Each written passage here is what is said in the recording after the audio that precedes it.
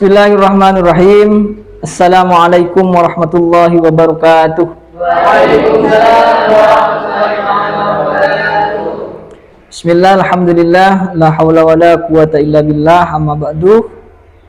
Alhamdulillah, pagi hari ini kita bisa bertatap muka kembali dalam pelajaran yang sama, yaitu pelajaran fikih, yang pada hari ini kita akan membahas tema pernikahan. Kita akan membahas tema pernikahan pada pagi hari ini. Tapi sebelum kita masuk kepada materi, mari kita berdoa dulu agar apa yang akan kita pelajari pada pagi hari ini menjadi ilmu yang barokah dan juga ilmu yang bermanfaat, sehingga kemudian ilmu yang kita peroleh pada pagi hari ini bisa kita amalkan dalam kehidupan sehari-hari. Ketua kelasnya siapa? Oh, Mbak Umi, silakan dipimpin berdoa untuk Mbak Umi. Sebelum belajar dimulai, marilah kita berdoa. Berdoa dimulai. Bismillahirrahmanirrahim. Raditu billahi rabba wa bil islami dina wa bi muhammadin nabiyyan wa rasulah. Rabbi sadri wa yassir li amri wahlul 'uqdatam min lisani yafqahu qawli. Rabbi zidni ilma warzuqni fahma waj'alni minal ulama'is sholihin. Oke. Apakah dari teman-teman kalian ada yang nggak masuk hari ini?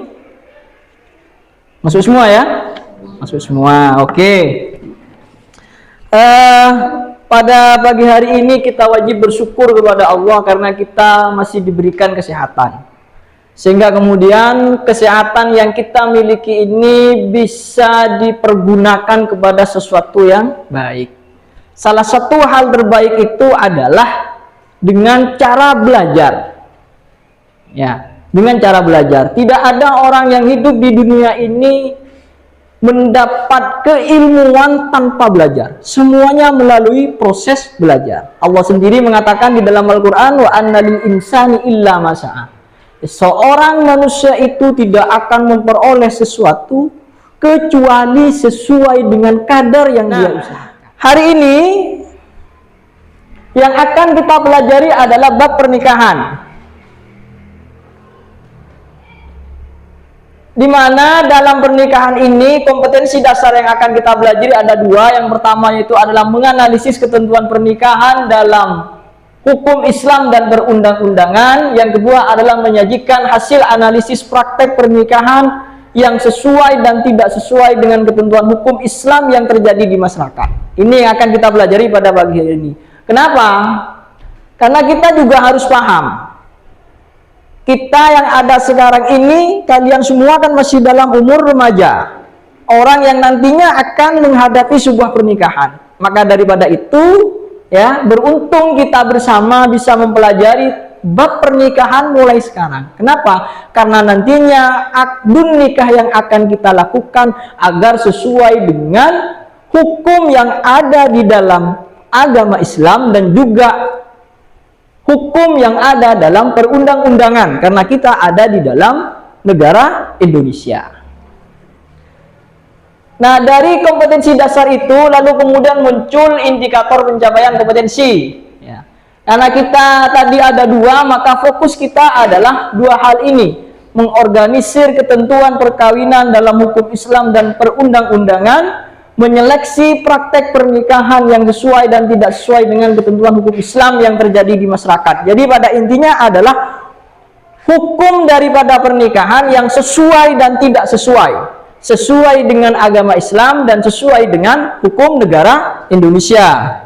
Nah, tujuan pembelajaran pada pagi hari ini, ya, melalui diskusi dan menggali informasi, peserta didik dapat menghayati hikmah dari ketentuan Islam tentang pernikahan dengan baik dan benar, Yang kedua, bisa mengamalkan sikap taat dan bertanggung jawab sebagai bentuk implementasi dari pemahaman ketentuan pernikahan dalam hukum Islam dan perundang-undangan. Yang selanjutnya adalah menganalisis ketentuan pernikahan dalam hukum Islam dan perundang-undangan yang berlaku di Indonesia. Yang kedua, yang terakhir adalah mempresentasi hari ini kita akan menggunakan metode SGD. Ya, kita akan menggunakan metode SGD untuk kemudian mencapai tujuan pembelajaran. Apa metode SGD itu? Small Group Discussion. Jadi nanti kalian ini akan dibentuk dalam kelompok kecil, ya. Karena ini ada berapa orang? 11 orang, ya. Maka kita akan bagi kelompok kita pada hari ini dengan 3 kelompok, ya. Dengan 3 kelompok. Nantinya dalam kelompok itu akan membahas permasalahan ataupun materi yang akan saya berikan. Kelompok 1 juga seperti itu, 2 dan 3 juga seperti itu. Jadi dibahas di kelompok itu, ya, mencari informasi sebanyak-banyaknya tentang permasalahan dan materi yang akan dibahas di tiap kelompok itu, lalu kemudian nanti akan dipresentasikan. Nah, itu yang akan kita lalui pada hari ini. Kita bentuk kelompok. Ini karena kita itu hanya 11 orang, ini 1, 2, 3, 4 kelompok 1. Ini kelompok 1. Terus yang ini 1, 2, 3, ini kelompok 2. Dan yang ini 4 orang, 1, 2, 3, 4 kelompok 3. Silahkan atur mejanya masing-masing sesuai dengan kelompoknya, agar nanti ketika diskusi terkait dengan permasalahan dan materi yang saya berikan lebih mudah. Monggo, disilakan dibentuk mejanya sesuai dengan kelompoknya.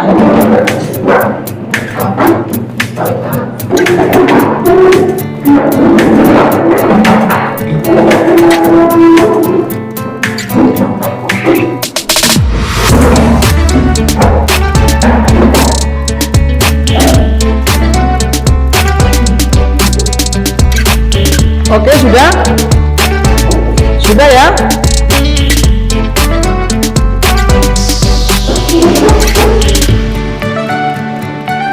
Kelompok 1 akan membahas tentang pengertian nikah, hukum nikah, dan khitbah, ya, dan khitbah.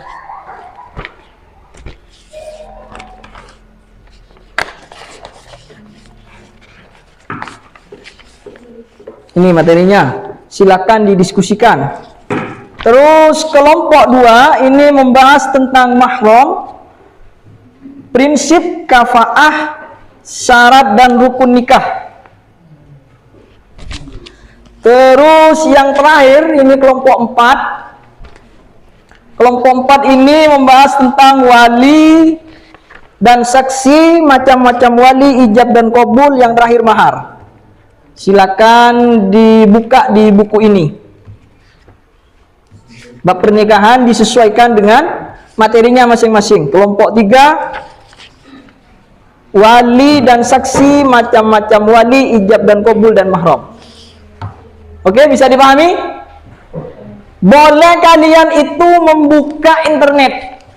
Ya, boleh kalian mencari informasi di internet untuk kemudian melengkapi informasi dan data terkait dengan materi yang telah disampaikan itu. Paham, ya? Silakan, bisa dimulai dari sekarang.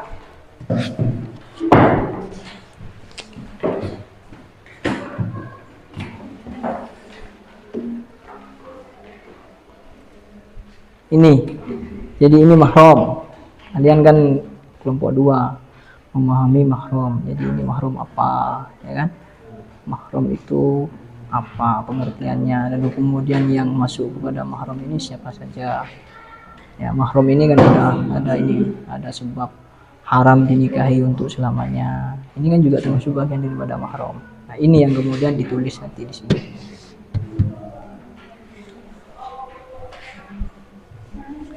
Terus ini pernikahan. Ya, ini pernikahan. Terus ini ada di belakang lagi ini. Sama ini juga hukumnya, ini hukum-hukum daripada nikah. Ada mubah, ada sunnah, ada wajib dan lain sebagainya.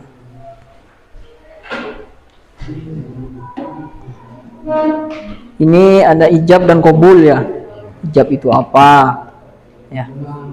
Ini wali dan saksi. Wali ini siapa? Saksi itu harus berapa? Ya. Kesimpulannya. Enggak, pembahasan daripada ininya dulu. Wali dan saksi ini apa? Macam-macam wali itu apa saja?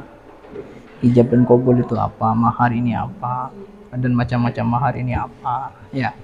Silakan dibahas. Iya, pakai lembaran. Tadi kan sudah dikasih lembaran.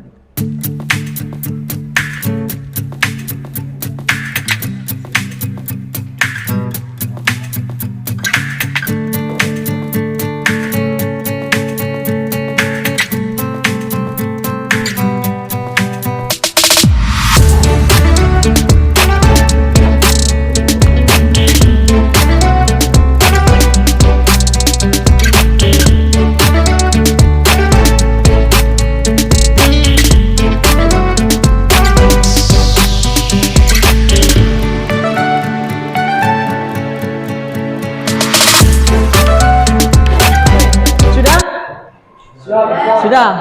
Kalau sudah, dari tiap kelompok saya persilahkan untuk mempresentasikan hasil diskusinya.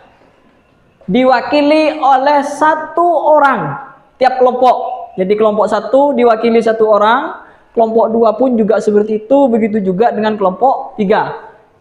Oke, saya persilahkan terlebih dahulu kepada kelompok satu untuk mempresentasikan hasil diskusinya. Siapa yang mau maju ini? Kelompok satu? Oh, Abdul Hafid. Ayo silakan maju di depan. Ayo silakan di depan.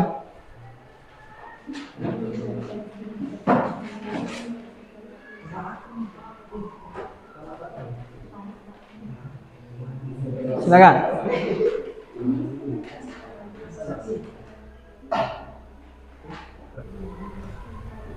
Assalamualaikum warahmatullahi wabarakatuh.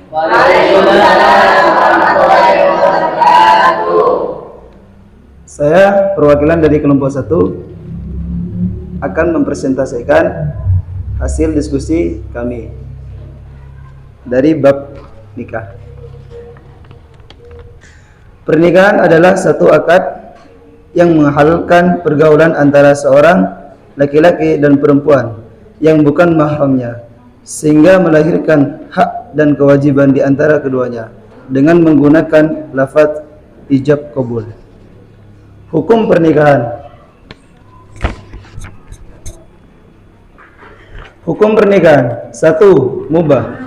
Hukum yang berlaku bagi seorang yang tidak terdesak oleh alasan mewajibkan nikah atau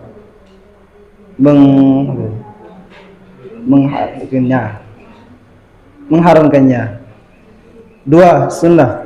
Hukum ini berlaku bagi seorang yang memiliki bekal untuk hidup berkeluarga, mampu secara jasmani dan rohani untuk menyongsong kehidupan rumah tangga dan dirinya, tidak khawatir terjerumus dalam perzinaan. 3. Wajib. Hukum ini berlaku bagi siapapun yang telah mencapai kedewasaan jasmani dan rohani. 4. Makruh. Hukum ini berlaku bagi seseorang yang belum mempunyai bekal untuk menafkahi istrinya. 5. Haram. Hukum ini berlaku bagi seseorang yang menikah dengan tujuan menyakiti, meminang atau khitbah. Khitbah artinya pinangan, yaitu permintaan seorang laki-laki kepada perempuan untuk dijadikan istri. Cukup dari saya. Assalamualaikum warahmatullahi wabarakatuh.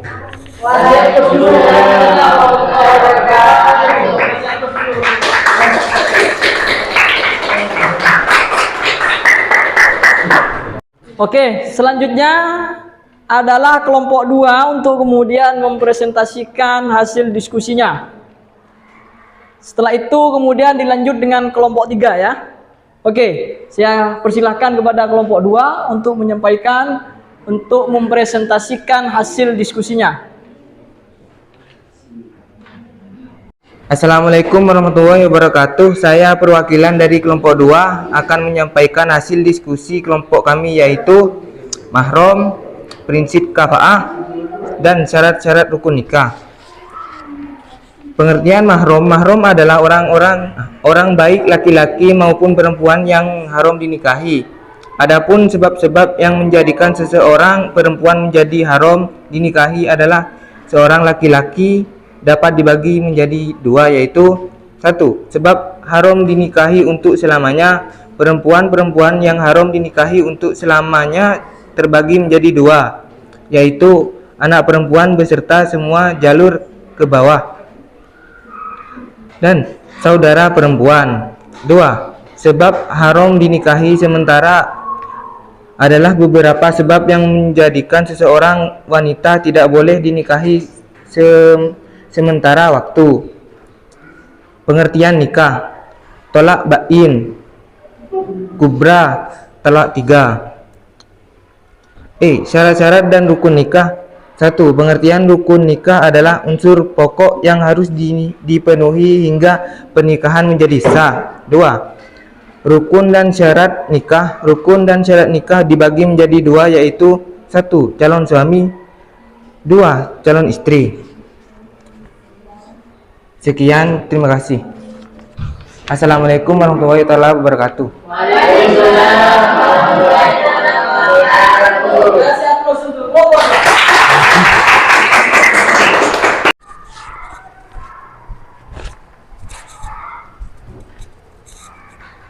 Assalamualaikum warahmatullahi ta'ala wabarakatuh.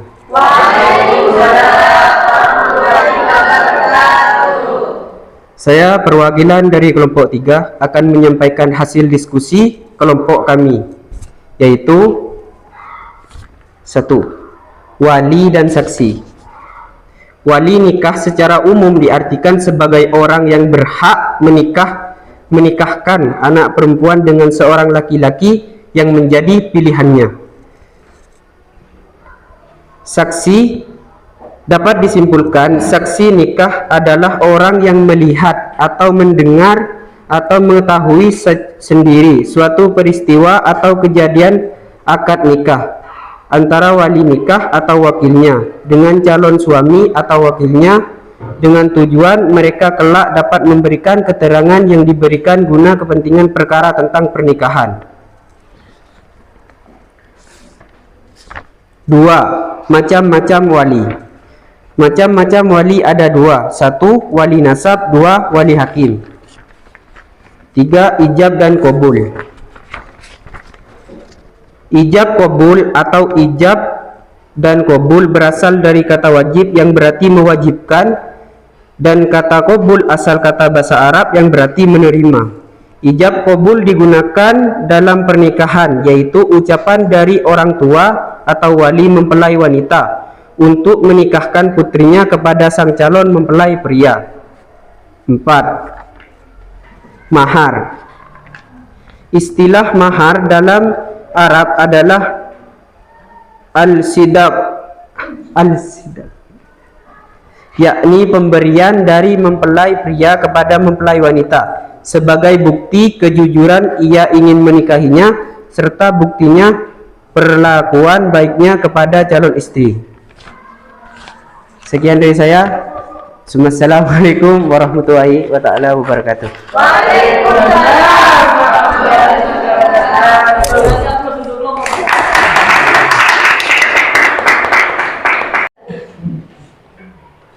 Oke, untuk hasil presentasi dan juga hasil diskusi dari kelompok 1 dan kelompok 2, yang terakhir kelompok 3, semuanya bagus. Tetapi walaupun hasil pada pagi hari ini itu sudah bagus, dalam diskusi itu juga harus dikembangkan lagi terkait dengan informasi yang didapatkan, sehingga kemudian hasil diskusinya itu lebih melebar dan lebih luas, lebih rinci dalam materinya itu. Terus yang kedua, ketika menyampaikan mempresentasikan hasil diskusinya itu harus lebih pede lagi. Ya, jangan ada gemetar dan juga jangan lagi ada yang apa namanya keringetan ya. Jadi lebih pede lagi. Itu bisa diperbaiki di berikutnya. Oke, hari ini bab pernikahan. Tadi sudah banyak disampaikan oleh teman-teman kalian sendiri dari kelompok 1. Yang pertama adalah pengertian nikah. Nikah ini secara bahasa adalah al-jam'u atau ad-dhammu, yaitu diartikan dengan berkumpul. Jadi kalau dalam bahasa, secara bahasa berkumpul seperti ini juga bisa dikategorikan dengan pernikahan. Tetapi secara bahasa, ya. Yang kedua adalah secara istilah. Secara istilah ini adalah pernikahan merupakan suatu akad yang menghalalkan pergaulan antara seorang laki-laki dengan seorang perempuan yang bukan mahramnya, sehingga melahirkan hak dan kewajiban di antara keduanya dengan menggunakan lafaz ijab dan qabul. Ini pengertian nikah yang kita pakai sehari-hari. Jadi ada akad di dalam pernikahan itu, ada akad ya, ada akad di mana akad ini yang kemudian menjadi pelantara halalnya antara laki-laki dengan seorang perempuan.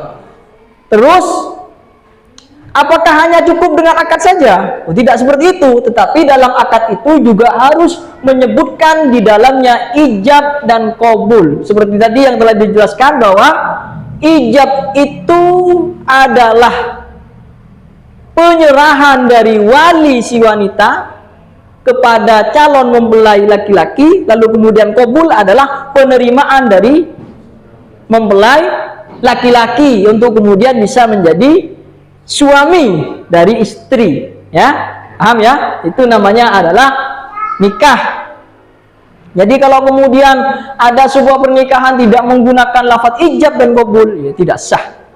Contoh ya, seperti biasa yang kita pakai kalau kemudian memakai bahasa Arab adalah angkah tuka, wazawwajtuka, ya kan?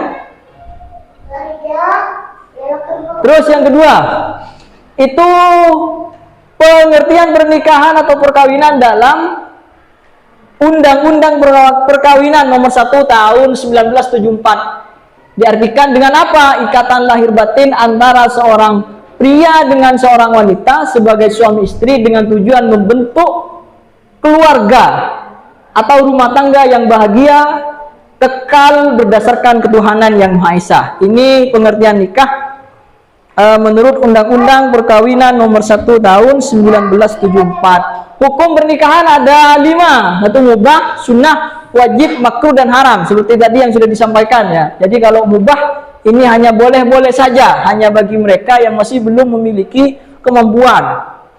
Ya, memiliki kemampuan untuk menikah, ya, tapi masih ragu. Nah, maka itu jangan kemudian menikah. Tetapi kalau kemudian sudah mampu, ya mentalnya sudah bagus, sudah dewasa, kerjaannya sudah ada, siap menanggung semua risikonya, maka itu baru kemudian wajib untuk melakukan akdun nikah. Jadi ada hukum nikah ini ada mubah, ada sunnah, ada wajib, ada makruh, ada haram, sesuai dari kondisi keadaan dari orang yang hendak menikah itu. Selanjutnya ada meminang atau hitbah. Meminang ini adalah permintaan laki-laki kepada perempuan untuk dijadikan istri, seperti yang tadi disampaikan oleh kelompok mana? Kelompok 2. Ya, jadi meminang itu yang boleh dilihat ada apa saja? Tangan dan muka menurut jumhur ulama. Terus menurut Imam Abu Daud boleh melihat seluruh badan. Menurut Imam Abu Hanifah muka, tangan, dan kaki. Yang kita gunakan adalah hanya melihat tangan dan muka dan kaki. Itu yang boleh. Kalau kemudian melihat seluruh badan tidak akan diperbolehkan oleh orang tuanya ya. Jadi yang lumrah yang kita pakai adalah menurut jumhur ulama, yaitu tangan dan muka atau muka, tangan, dan kaki. Nah, ini juga mahram. Ingat, mahram itu adalah orang yang haram dinikahi. Ya, orang yang haram dinikahi itu namanya adalah mahram. Maka di dalam pengertian nikah itu, wanita yang boleh dinikahi adalah wanita yang tidak memiliki ikatan mahram. Mahram itu ada satu, mahram bin nasab, bapak, ya kan, ibu, mbah. Nah, itu namanya adalah mahram bin nasab. Ada mahram bil musyaharah, mahram karena sebab pernikahan, mertua, ya. adik ipar. Nah, ini juga tidak boleh selama kakaknya masih dinikahi. Paham ya? Terus yang terakhir adalah mahram birodok. Mahram birodok ini adalah mahram karena sebab susuan. Ya, ada masih kecil nyusu ke ibunya si A. Maka ketika si A ini punya anak wanita, dia juga memiliki ikatan mahram. Orang yang seperti itu tidak boleh untuk dinikahi. Paham ya? Syarat dan rukun nikah. Yang pertama ada mempelai pria, mempelai wanita, ijab dan qabul, saksi dan wali. Ada dalam riwayat yang lain yang mengatakan bahwa syarat dan rukun nikah ini ditambahkan dengan mahar. Kalau di sini kan tidak ditambahkan mahar. Jadi ada yang mengatakan, tokoh fikih yang lain itu mengatakan bahwa mahar itu termasuk bagian daripada syarat dan rukun di dalam sebuah pernikahan. Paham sampai di sini? Paham ya? Apakah? Coba saya ingin mengetes pemahaman kalian semua. Tentunya ketika sudah paham, kalian bisa menyimpulkan ya hasil dari proses pembelajaran hari ini. Coba siapa yang mau menyimpulkan hasil dari proses pembelajaran hari ini, tunjuk tangan. Ayo, oh ya, ayo coba Mbak Umi.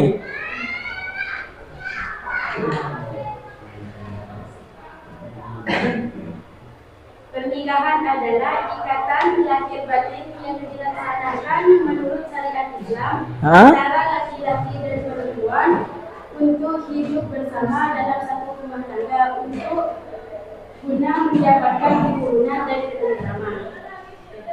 Itu, ya bagus. Berarti itu adalah kesimpulan daripada sebuah pengertian pernikahan. Oke, yang lain?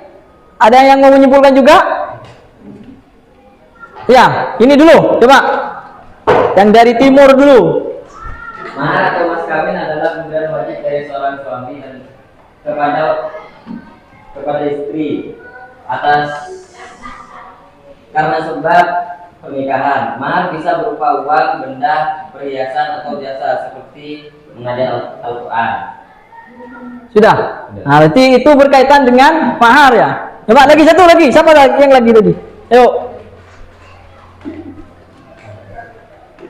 Khitbah adalah permintaan seorang laki-laki dan perempuan untuk dijadikan istri dengan cara-cara umum yang sudah berlaku di masyarakat. Jumhur ulama berpendapat boleh melihat wajah dan kedua telapak tangan karena dengan hal tersebut dapat diketahui kehalusan tubuh dan kecantikannya. Oke. Baik. Jadi bagus semua ya. Berarti kalian sudah betul-betul memahami terkait dengan materi yang sudah kita pelajari pada pagi hari ini. Selanjutnya ada tugas yang harus kalian kerjakan. Ya, tugasnya adalah setelah mempelajari tentang pernikahan, cobalah kalian observasi. Observasi itu lihat, ya lihat kejadian pernikahan yang ada di kampung atau yang ada di sekitar kita.